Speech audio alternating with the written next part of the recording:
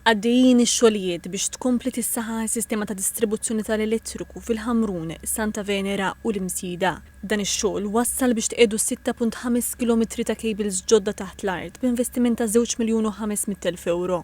Il-Ministru għall-Enerġija Miriam Dalli u ċ-Chairperson Eżekuttiv tal-Enemalta l-Inġinier Ryan Fava qalu li dan ix-xogħol ser iwassal għal konnettività aktar b'saħħitha bejn iċ-ċentru ta' distribuzzjoni fl-Imrieħel u bosta substations fil-lokalitajiet tal-Ħamrun, Santa Venera u l-Imsida. Il-Ministru Dalli qalet li l-impenn tal-Gvern huwa li jagħmel komunitajiet aktar b'saħħithom u qalet li bħal fil-Ħamrun għaddejjin xogħlijiet f'lokalitajiet oħra biex l-Enemalta żżid ir-reżiljenza u l-flessibilità fin-netwerk tal-elettriku tagħha madwar Malta u Għawdex.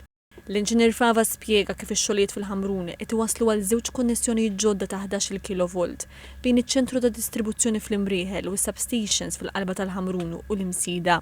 Grazzi kemm għall-Kunsill Lokali kif ukoll Transport Malta u Infrastructure Malta ħafna mix-xogħol ukoll qed isir ippjanat matul l-iljieli dan sabiex inkunu nistgħu innaqsu kemm jista' jkun l-inkonvenjent kemm tan-negozji kif ukoll tar-residenti. Dawn ix-xogħlijiet li waslu fil-fażi finali tagħhom mistennija jkunu lesti qabel jibda l-istaġun tas-sajf.